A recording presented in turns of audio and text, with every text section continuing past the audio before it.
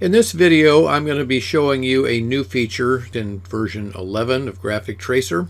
This is a tool for quickly adding fonts to your own search database. So I think you're going to like this feature. It's pretty slick. We're going to use this Popcorn Heaven logo. So we have brought in this bitmap and we're going to separate colors. I'm going to use my eyedropper tool and we're just going to select the orange. So we've got the two colors, orange and black, selected over here in our bitmap color in the color separation. And we're going to process those colors like so. That converts all those colors to pure color, and you can see it looks pretty rough. And we're going to create vectors. And there's my initial trace, but you can see that the word popcorn and heaven are pretty rough, and so we want to clean those up. So I'm going to come over here to my text tool like we typically would do, and I'm going to select the word popcorn. And we're going to come over here to the font eye tool, identify font and replace, selecting that. You can see we have our straight line. We're going to drop down to circular arc. Now, one thing we've done, we've added a few control points here as well so that you can use those control points to adjust your baseline slightly. It makes things a little bit easier than it was before to move it around. You can see places to grab it a little easier. I'm going to click next. And Graphic Tracer then goes through and tries to identify what objects it's going to be finding here. Now, we've got letters here, but I think these are lowercase, so I'm going to go ahead and I'm going to go right to lowercase on this. We're going to start with lowercase p, tab that over to O, P, C, O, R, and N. I'm going to start with lowercase on this. If I don't find it in lowercase, then I'll search it again with uppercase, but I'm going to click next, and Graphic Tracer will go through and do its search from its font library. And here you can see that it came up with a matching font. The font it found was Fontopo, and it says it's a font out of the font library. Now, that is not a font that I own. You can tell because my replace button is grayed out.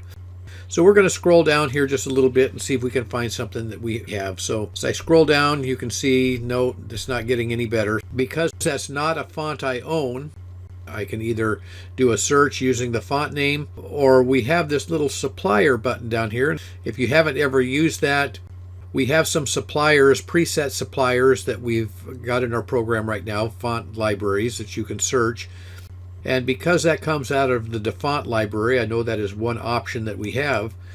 When I click on that, this window pops up for an internet search. And this is to make your life easier.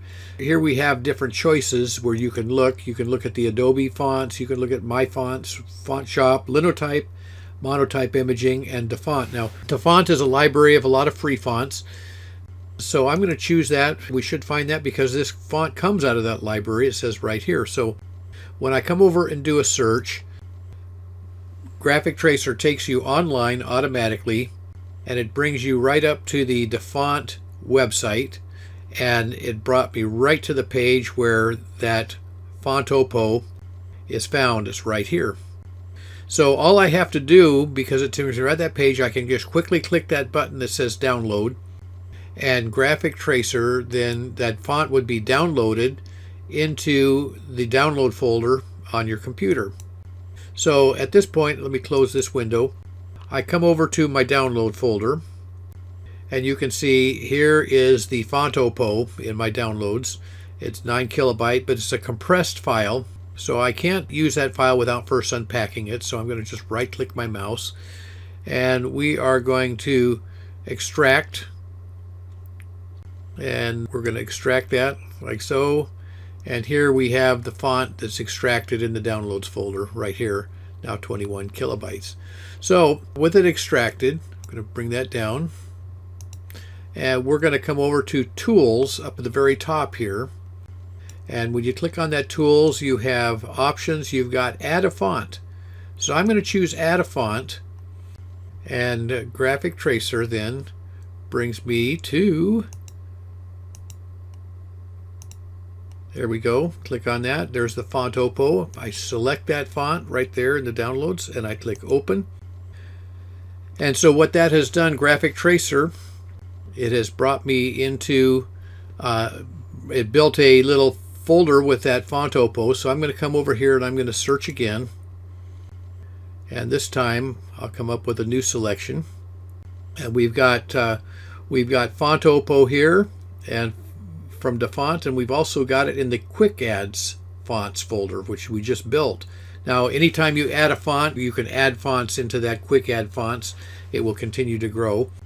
And so at this point, because my replace button is highlighted, I can come through here at this point, and I'm just going to just nudge that using my keyboard, and we're just going to nudge these letters over here to match up on my image a little bit closer. Once you get it nudged to where you want to, I merely click replace, and you can see we have just replaced that text very quickly. We're going to do the same thing with the text with the word heaven, like so. We're going to identify and replace, come over here to the circular arc, and we are going to click next. H-E, that's not an O, that's an A, capital A. That's not a U, that is a V-E-N. I can come to last search, where it comes back to the font oppo, quick add, ready to go. All I have to do is at this point just nudge these around and move them. If I want to rotate them, I can rotate them. And when I get them right where I want, I click replace, and we have just replaced that line of text. So we very quickly replaced the text in there. Now I'm just going to come to my adjust shapes.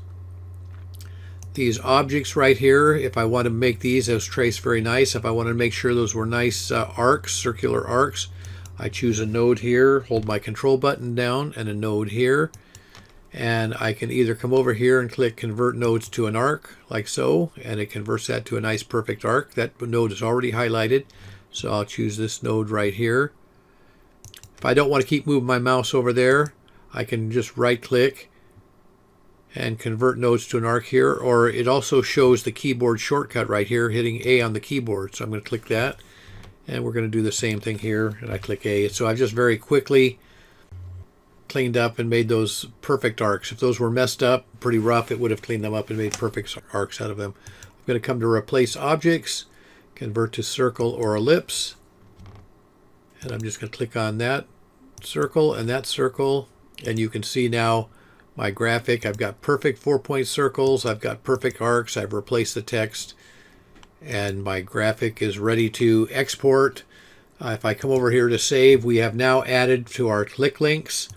We've added, of course, we had Adobe Illustrator, Corel Draw, and a little while ago we added SignCut Draw. Now we have Affinity Designer, Inkscape, FlexiSign, SignLab, ArtieWorks, and Adobe Photoshop. So one click on those will import those images right into any of those other programs. I can also come over and do my export, where I can export this image as an EPS, an AI, a DXF, a PLT, an SVG, or if you want to keep it as a bitmap and just resize it and have it look nice and clean and sharp, you can export it as a BMP, a PNG, or a JPEG file.